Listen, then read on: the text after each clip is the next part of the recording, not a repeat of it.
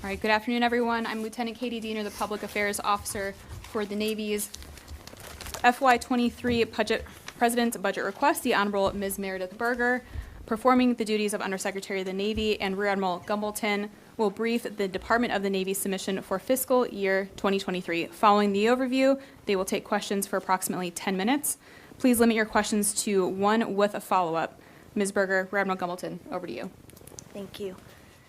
Good afternoon, ladies and gentlemen. My name is Meredith Berger, and I'm the Acting Undersecretary of the Navy, and along with Rear Admiral Gumbleton, the Navy's Budget Officer, I am pleased to provide to you an overview of our FY23 budget request. This request delivers the resources necessary to operate and build a lethal, integrated, forward maneuverable naval force capable of preserving freedom of navigation, deterring aggression, and defending our nation and our way of life. The Department's budget request supports the nation's priorities, driven by the hierarchy of strategy documents you see listed here. Forefront in this group is the National Defense Strategy. The Department of Navy's budget request enables the Department of Defense's investment in the three pillars of the National Defense Strategy: integrated deterrence, campaigning forward, and building upon our enduring advantages to fulfill the strategic priorities identified in the NDS. Secretary Del Toro's strategic guidance to the Navy and Marine Corps is fully aligned with the National Defense Strategy and identifies the Department of the Navy's three enduring priorities: strengthen maritime dominance, empower our people, and strengthen strategic partnerships and alliances. Likewise, the Chief of Naval Operations NAV Plan and the Commandant of the Marine Corps' Force Design provide the direction to the services to guide our Navy and Marine Corps team.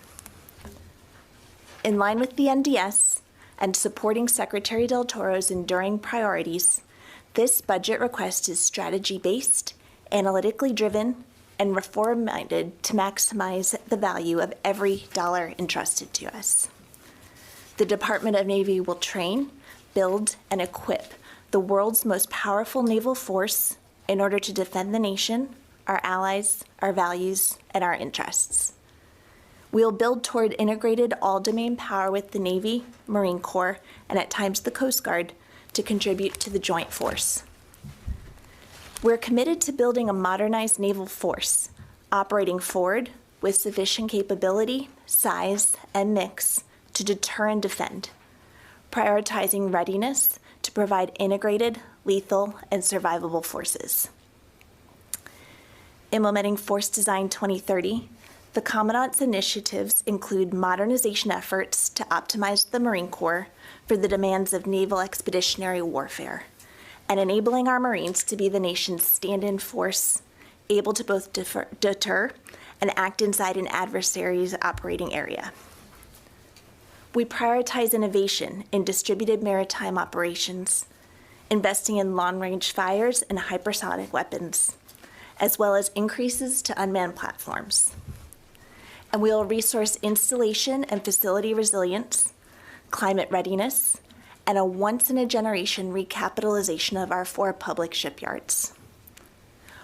Our people are the foundational strength of this department. We will build and sustain a strong, diverse, and healthy force, ready at all times, and focused on warfighting and leadership at every level. The Navy and Marine Corps invest in talent management, and we are producing more capable, more accountable sailors and Marines, while increasing our ability to attract and retain the most talented individuals across the force. Our request provides a pay increase to all warfighters and civilians, supports our families, and furthers our efforts to eradicate harmful behaviors. We increased funding to expand education and training, building on the intellectual capability of our warfighters, as well as support for their families with increases in child and youth programs. The Department of Navy recognizes that we are stronger through our partnerships. Our partnerships across the government and among our global network provide an unmatched and irreplaceable advantage. We will work to sustain and expand that advantage by seeking to achieve seamless integration, communication, and collaboration with each of our allies and partners. We support investments in the European and Pacific deterrence initiatives while supporting our industrial base partners here at home. Focused on mission readiness, we invest in solutions that increase the department's resilience to climate change and reduce our adverse impacts on the environment. And we prioritize active campaigning through our operations, exercises, engagement, and interoperability with our allies and partners across the world. These enduring priorities, centered on the nation's strategic objectives and driven by the Navy and Marine Corps team, are physically balanced and deliver integrated, all-domain naval power capable of maintaining our maritime advantage, strengthening our ties with allies, and protecting the American people. As we look to our security and operational environment, we face increasing global threats from coercive and malign actors. We are looking broadly at the war in Ukraine and how it may embolden others around the world. China and Russia, two autocratic powers, increasingly aggressive actions threaten peace, stability, and rules-based order. China has expanded and modernized nearly every aspect of the People's Liberation Army to include an exponential expansion of their maritime capabilities and capacity with a focus on eroding U.S. military advantage. China has militarized islands in the South China Sea and has drastically increased their incursions in the maritime environment to normalize their provocative behavior. And events in Ukraine and the rapid expansion of China's nuclear force highlight the need for our strategic deterrence capabilities and forces. Over 90% of trade and more than 90% of international communication cables span or cross the ocean floor. The value of forward naval forces cannot be overstated. We provide a combat-credible presence, ensuring critical waterways remain open. Our forward deployed and strategic forces signal formidable strength to our allies and deter our adversaries. American security rests on our ability to control the seas and project power across all domains. Your Navy and Marine Corps team must be resourced to operate, build, train, and equip the most modern, technologically advanced, and combat-ready force. As of today, 28 March, the Navy and Marine Corps provide forward-postured, maritime-based forces, including over 53,000 sailors and 29,000 Marines, currently deployed or underway on 128 ships, to include 5 carrier strike groups and 2 expeditionary strike groups. Along with our allies and partners, we are operating from the seabed to space to provide immediate response options to our leadership to deter and defend against our adversaries. Overall, your Navy and Marine Corps are engaged in joint, integrated operations around the world, and demand for our presence continues to increase. This requires careful management of deployment schedules, given the general trend of declining ship count over the next future year's defense plan, while requirements for our naval forces remains high. To continue, Rear Admiral Gumbleton will now highlight further how our Navy and Marine Corps are supporting our global requirements, and then he will detail our investments in this budget request to meet Secretary Del Toro's enduring priorities to strengthen maritime dominance, empower our people, and strengthen strategic partnerships and alliances in support of the Defense Department's pillars of integrated deterrence, campaigning forward, and building upon our enduring advantages. Rear Admiral Gumbleton. Thank you, Undersecretary Berger. Transitioning to the fiscal slides, the FY23 President's budget request is $230.8 billion. This is a $9.1 billion and 4.1% increase of our recently enacted FY22 budget. On the top, you will see a graph by service split percentage. The Navy budget at $180.5 billion and the Marine Corps budget at $50.3 billion. Beginning in the lower left, our Navy budget increases by almost 5%, shows real growth in all appropriations. In the lower right, our Marine Corps budget increases by nearly 2%, with significant growth in operation and maintenance and research and development.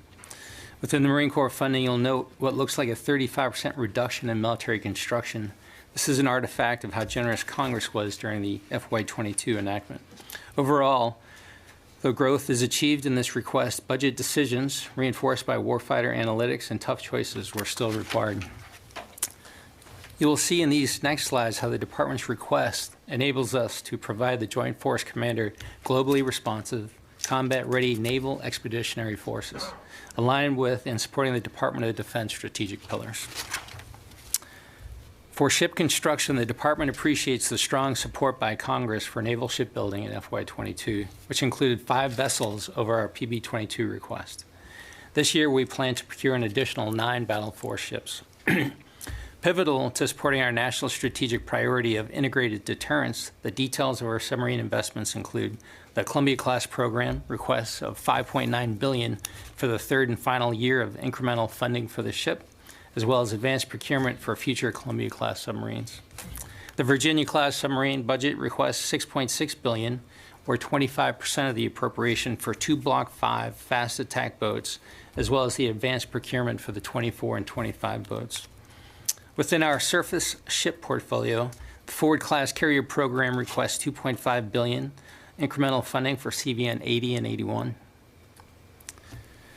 The Department's request funds 2 destroyers at $5 billion and will seek a multi-year contract for 9+1 ships across the fit-up. And the frigate request includes $1.2 billion for the 4th ship of the class. Reviewing our amphibious platforms, this request includes 1 LHA ship with the first increment of $1.1 billion as well as 1 LPD for $1.7 billion, which will end production of this ship class.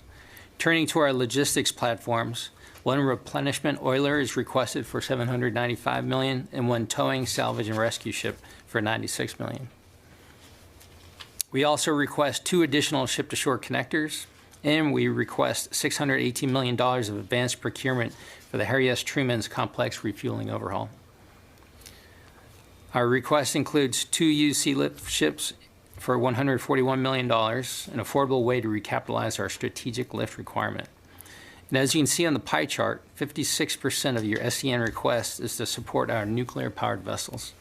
Columbia at 21% will rise to over 30% of our SCN account in FY26 as we begin serial production. Finally, the Department will request to decommission 24 vessels. Here, our Shipyard Infrastructure Optimization Plan, or SIOP, will provide modernized maintenance facilities needed to sustain the future fleet. We appreciate Congress's strong support for SIOP, adding $839 million in our FY22 enactment. The Department's FY23 investment of $1.7 billion is required for our 4 naval shipyards to be ready to sustain our Virginia and Ford-class vessels. As noted on the slide table, construction efforts comprise the bulk of our request and are targeted to recapitalize aging dry docks in 3 of 4 of our shipyards to support these modern platforms. Our OPN request replaces outdated equipment by purchasing a new reactor servicing complex, a 175-ton heavy lift portal crane, and several smaller pieces of equipment at other shipyards. Shifting to force design, we ensure that Marine forces operating forward provide the foundational integrated deterrence and day-to-day campaigning necessary to build advantage with our allies and partners. Entering year 3 of this 10-year comprehensive transformation effort, force design focuses on 3 priorities: equipment modernization, talent management, and training and education. During the FY23 build, the Marine Corps divested of legacy capability and capacity not aligned to the future threat, reallocating $700 million in savings into warfighting investment priorities.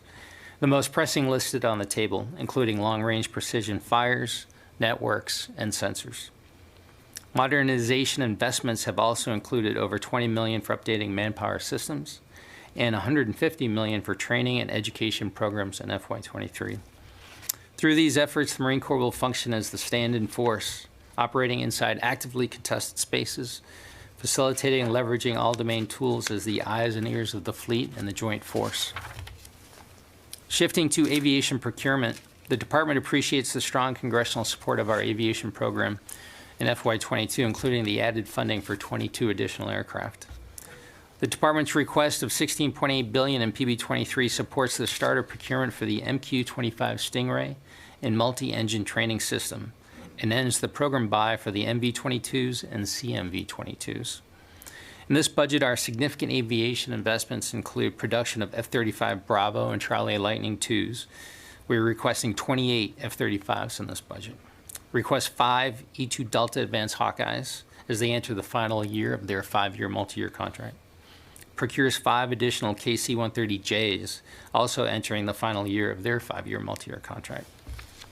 Moving to rotary wing, we are requesting 10 heavy lift CH-53 King Stallions, and we finalized the recapitalization of our rotary wing trainers with a procurement of 26 additional TH-73 Alpha training helicopters. And lastly, we are increasing investments in unmanned aviation. The Marine Corps procures 5 additional MQ-9 Alpha Reapers, and the Navy resumes the procurement of 3 MQ-4 Tritons and begins the first year procurement of 4 MQ-25 Stingrays, paving the way into integrated unmanned carrier aviation. Moving to enhanced competitive capabilities, this year's budget request continues investment to develop improved warfighting capabilities across all domains. This year's budget request, research and development funding increases by 9% for Navy and 6% for Marine Corps over the 22 enacted amounts. The Navy remains committed to the strategic deterrence mission, committing $1.2 billion of R&D funding to recapitalize all portions of the undersea leg of the triad, including submarines, TACAMO, Trident D5, and our nuclear command and control and communications network. Other significant Navy investments in weapons and platforms include increases to hypersonic weapons through conventional prompt strike and standard missile, both strike fighter variants, and several classified programs. In FY23, the department is procuring 22 small, medium unmanned undersea vehicles. And the Marine Corps continues investment in force design capabilities, including Nemesis and MQ-9 Alpha mission systems. And embedded within programs on this slide, the department continues to build enduring advantage with investments in climate.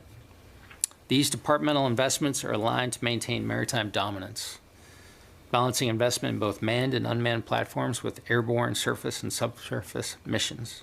In addition to these platforms, investments in project overmatch support, linking them together seamlessly to integrate the sensors, platforms, and their weapons to facilitate distributed maritime operations.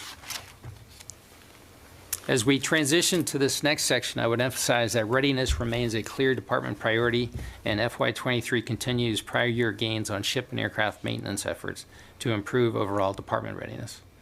Campaigning forward influences competitor perceptions of the benefits and costs and risks inherent in their actions while amplifying our strengths. On the top of the slide, our ship maintenance account decreases by 3% below 22.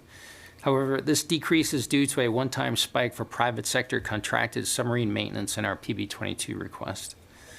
In this account, we improved shipyard performance by maintaining 37,000 dedicated civilians while implementing process improvements and reforms. The Navy continues to see positive performance in the OPM pilot to competitively contract private sector maintenance across both fleets.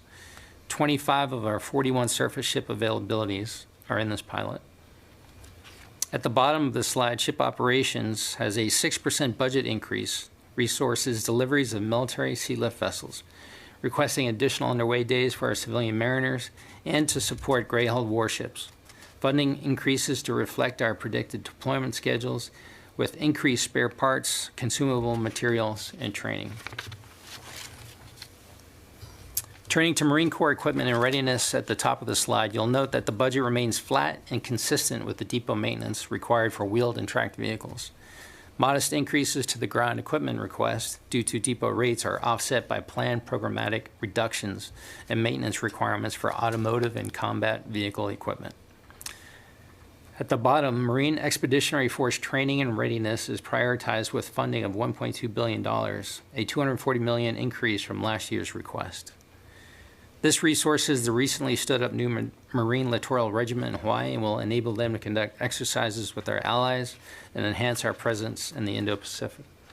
Finally, this increase supports talent management reform with a $20 million increase to manpower systems and modernization. Looking at aircraft depot maintenance at the top of the slide, funding improves over 22 to sustain gains in aircraft mission capable rates. This includes funding increases of $53 million for airframes, $132 million for engines, and $31 million for component repairs over FY22 levels. The Navy continues to make progress improvements at our aircraft depots, reducing the time to conduct maintenance and returning aircraft and engines back to the fleet. On the bottom half under Air Operations, this budget increases the flying hour program by 16% to account for more UP aircraft, increased prices for parts, and enabling pilots to execute more of their training matrix, leading to improved aircrew proficiency and safety. Accordingly, we're resourcing 38,000 more flying hours than 22 for fleet operations. And finally, to train our student naval aviators, we're resourcing 19,000 more flying hours. This critical investment will support increased student pilot throughput, supporting the recovery of our tactical aircraft pilot shortfall. At the top left of this slide, you'll see the Navy installations and support graph. The Department appreciates Congress's support for our shore infrastructure in FY22 and the one-time adds of $565 million for natural disasters and $408 million for Red Hill efforts. When you back out the one-time Red Hill and natural disaster repair funding, the Navy shore infrastructure funding increases 7% in 23 over FY22 enacted. Navy increases FSRM by 3% with facilities sustainment funded to 85% of the OSD model. In regards to climate change, the 23 budget increases climate investments by a total of $137 million across the shore, providing funding for electric vehicle leasing, charging stations, installation resiliency, and natural resource carbon sequestration projects. Reviewing the top right of the slide, the Marine Corps installations in support, you'll note an increase in the Marine Corps FSRM portfolio to $1.3 billion in FY23. However, sustainment percentage drops from 80 to 56%. The Marine Corps is undertaking an OSD-approved pilot initiative for holistic FSRM modeling, which emphasizes restoration and modernization and demolition instead of sustainment funding. This tiered-based approach will reduce footprint while prioritizing investments in the highest valued facilities. We look forward to learning from this pilot to influence future budget requests. Finally, the Marine Corps also prioritizes tackling the climate crisis with investments that include electric non-tactical vehicles and carbon sequestration efforts. Moving to military construction, in the bottom half of the slide, we appreciate the strong congressional support in FY22 by adding 23 projects and $2 billion, including additional funds supporting SIOP. The Department's PB23 request of $3.8 billion funds 28 projects, grouped as you can see on the slide, including 15 projects for the Navy and 13 projects for the Marine Corps. These investments support new platforms and enhanced missions, such as a pier to support Virginia-class submarines with Virginia payload modules at Naval Station Norfolk and an F-35 fighter aircraft at Marine Corps Air Station Cherry Point. Our people provide the foundational strength for the Department, and by building enduring advantages through our naval forces, we create a more resilient, agile, and innovative team. Not only do we value continuous training, but we are committed to fostering a culture of warfighting excellence built on leadership, dignity, and respect. Accordingly, this budget request includes a 4.6% pay increase for our sailors, Marines, and our civilians. You'll note that both Navy and Marine Corps are reducing end strength, yet our budget request rises in support of this pay increase. In the subsequent slides, we'll cover these programs and note that we are growing part of our civilian team to reflect increases in our SAPR and climate initiatives. Not depicted on this slide, our PB23 request number includes funding the 203,000 Navy and 22,000 Marine Corps civilians. The Department could not achieve our mission without their dedicated support. Now moving to Navy personnel, at the top of the slide, the chart shows the active duty Navy FY23 PB request will decrease by 620 sailors. Total Navy end strength reflects decreases associated with the force structure changes, offset by growth to buy back medical manpower billets. Moving to Reserve Navy at the bottom of the slide, We continue our commitment to our sailors and the training we have invested in them as we prioritize assessing active duty sailors into our reserve fleet. Navy reserve end strength decreases as we reduce reserve personnel supporting LCS units, headquarters staffs, and installation services. Those reductions are partially offset by increases in our Fleet Maritime Operations Centers to provide increased command and control surge capacity. Looking now at our active duty Marine Corps, our request supports an active force of 177,000 Marines with a planned 1-to-3 deployment to dwell ratio. Also reflected here is a reduction of 1,500 Marines from the PB-22 plan to continue alignment with the Commandant's force design efforts. This request also invests in talent management reform, initiatives to offer financial incentives to attract and retain talent. To the bottom, our request supports a 33,000 reserve force of ready for mobilization Marines. Marines with an end strength decrease of 3,800 from the PB-22 plan. Reduced Marine end strength is due to divestment of one legacy UAV squadron and recruiting and retention challenges caused by COVID-19. However, we will return to a planned end strength of 36,600 by FY24. This budget request will allow for stabilization of the reserve force, enabling it to seamlessly integrate with the active component force to support global operations and emerging requirements. With respect to the Department's family housing programs located at the top portion of the slide, this year's request includes $324 million supporting 3 government-owned new construction projects at NSA Anderson, Guam, and revitalizing 96 townhomes at bases in Japan. These investments directly impact the quality of life of our forward deployed sailors and Marines, while executing the Guam Defense Policy Review Initiative as forces relocate from Okinawa to Guam. The bottom half of this slide highlights the Department's view that taking care of our people and families is a direct force multiplier. With regards to our sexual assault prevention and response, the Department has increased our funding by $110 million.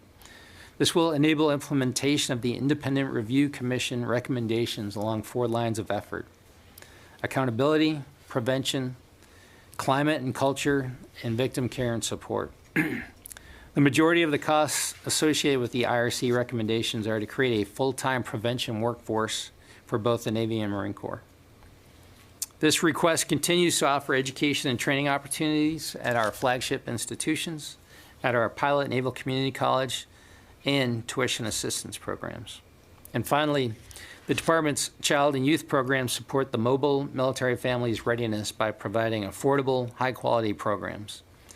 Our PB-23 request increases by 38%, or $150 million over FY22, supporting new child development center at Point Loma, the $15 an hour minimum wage increase, and fully funds the fee assistance program.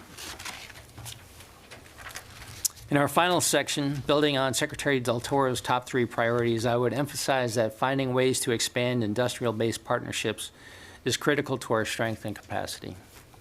Likewise, campaigning forward, operating alongside our allies and partners, changes the cost and risk calculations of our adversaries as an advantage that China and Russia can never match.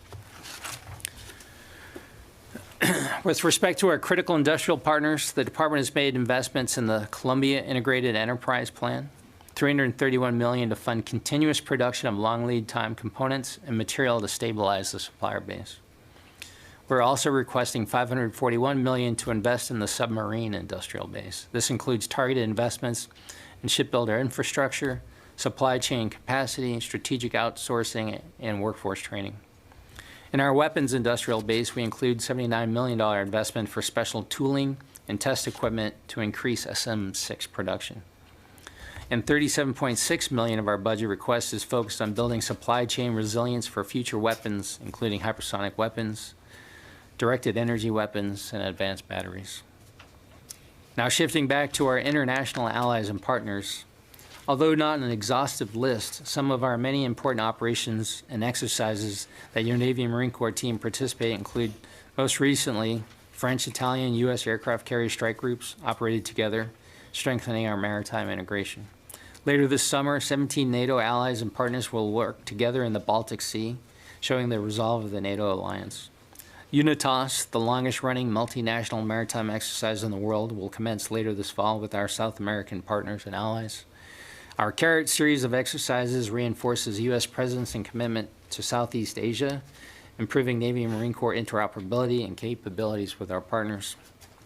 These critical partnerships generate key capabilities, increase our capacity, provide access to strategic positions, and defend the rules-based international order. With allies and partners, we are stronger and more secure than we could ever be on our own. Thank you, Admiral Gumbleton, for that detailed overview of the Department of Navy's investments and priorities in our FY23 budget request. To summarize, the department's budget priorities prioritizes maritime dominance and our people and drives operational concepts and capabilities. It improves our readiness through sustained investment and performance improvement and accelerates investments in more lethal network capabilities and concepts integrated with the Joint Force. Finally, the department's request was a collaborative, analytically driven approach, maximizing the resources available. It represents the best mix of readiness for today, modernization for tomorrow, and investment in the future, while taking care of our sailors, Marines, civilians, and their families, and strengthening our allies and partnerships. Rear Admiral Gumbleton and I thank you for joining us here today, and we look forward to your questions. We're going to start on the phone with John Ismay, New York Times. Yes, hi. The single LHA line item, I want to know if that was a intended replacement for the Bonhoeffer Shard. And then I was wondering if you can get into some detail on the ship decommissionings. I saw that in the DOD guidance, but not in the Navy paperwork. It mentioned a cruiser or cruisers, LSDs, and LCSs. I'll take that one. So the LHA was always part of the plan, so it was independent of the BHR. It was just a program ship that we were to build. Pivoting, so with respect to the 24 ships to decommission, that does include 9 LCS. It includes 5 cruisers. It includes 2 submarines, 2 oilers, 2 ESDs, and 4 LSDs. 16 of which will require are not at service life and will request a waiver through Congress. All right, we'll go in the room. San and I. Hi, I just had a couple of clarifications on numbers here. So in the 21 ship procurement plan, it said at this point in the FFG 62 program, y'all were going to be doing 2 ships a year. Your budget has 1. Is, you know, what should I read into that? And then the number of F-35Cs are down from, I think, an anticipated 20 to, what is it, 17? I didn't have that thing in front of me.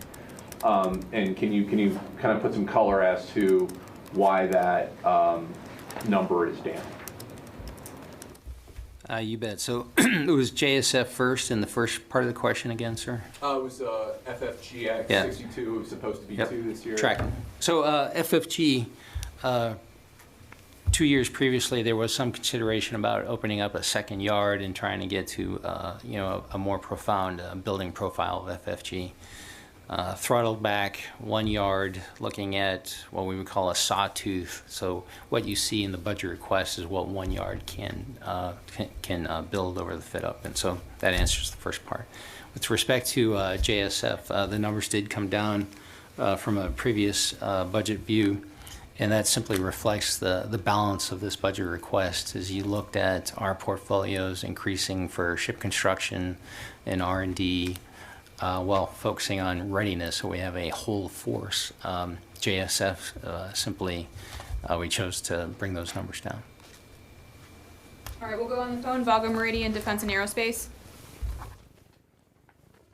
Hi, everybody. Thanks very much for talking to us today.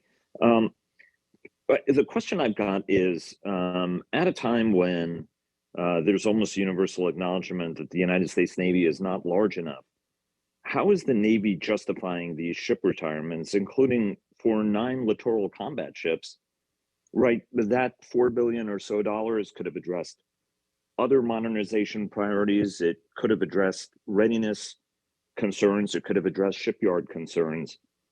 How are you guys justifying these retirements? Well, we are taking that in consideration a lot of the things that you just mentioned, and it's a hard thing to make a decision to decommission ships, but what we are looking at is what offers the best capability against the threats that we are facing. And so as we think about how to build a force that we can sustain within the budget that we have, that's how we've made some of these, again, tough decisions. And as we look across LCS, this is a place where we have identified that there are real costs, especially at the Freedom class, to be able to make some of the repairs that are needed on those. As we measure that against what is the best contribution to the capabilities that we need, we are not finding that we need to have the anti-submarine mission set anymore. And so we're able to take that from the DCOM and put some of that funding towards some of the capability that we need. Similarly, we're grateful for the support for the decommissioning of the cruisers. This is a place where we can prioritize safety and also be able to make sure that overall we have the right mix to meet the capability and capacity that we need. If I could add to the Under's answer, is this is about opportunity cost. ASW mission that went away, roughly $50 million a year support cost for these vessels, and an opportunity to reinvest $1.8 billion when this ASW mission set is going to be taken up by the frigate, of which we're buying the fourth of the line in this budget request. So it speaks to a return on investment to get after lethality we need for our near-peer competitor. All right, Megan Eckstein, Defense News. Research and development budget. I can see in the slides you have line items for SSNX, DDGX, Next Generation Air Dominance. Last year there had been a memo outlining a concern that it would be difficult to invest in all three at the same time. And I just wonder if these dollar amounts that you have represent keeping all three programs on track, or if any have had to be like accelerated or decelerated based on budget concerns. Yeah, thank you for that question. I would suggest that right now I personally am not tracking when we need to have the next ship design come online, so forgive me for that. What this does represent, though, is the acknowledgement that we do need to invest in those future classes. And so with SSNX and DDGX, you certainly see that. And although NGAD is a classified line, investments do go up over the FIP somewhat dramatically for NGAD. So we know we have to get after this, and this reflects our best balance versus risk on those platforms we need to move out on. Justin Katz, Breaking Defense. Thank you. On the ship decommissionings, just two pointed questions. The first one is, how much money do you anticipate you can save if you decommission all 24 ships? And then a follow-up, is there another portion of your budget that is depending upon the savings you expect from those decommissionings? In other words, will you have a budget shortfall if everything else stays the same, but you're not allowed to decommission some of those ships? Yeah, thank you, Justin. So 24 ships, 16 of which somewhat early, certainly the LCS. The total value of the reinvestment opportunities is $3.6 billion across the FIDUP. Now, sometimes Congress opines that they don't want us to decom a ship, and generally we work with the committees to restore value to, for example, our personnel and ops and maintenance lines to sustain those ships. If that were not to happen, then that would be a hole in the budget. Is 3.6 for all 24 ships? That's correct. Okay, thanks. All right, we have time for one last question. We'll go to Mallory, USNI. Hi, thanks so much. I wanted to follow up on what you said about the Next Generation Air Dominance. You said the investments go up quite dramatically throughout the FIDUP. This is a multi-billion-dollar program for the 6th generation fighter. How do you justify classifying that spending, and how long do you think it's going to be classified, and how do you make the case to the taxpayer that you need this money when you can't tell them how much it is? Yeah, thank you for that question. Our folks on the Hill who monitor this program and approve those budgets are read into these programs, and they have full access to understand what we're requesting and what they cost. Thank you. But why is it classified? You'd have to direct that question to the program manager. All right, everyone. That's all the time that we have for today. Thank you for coming. Thanks, sir.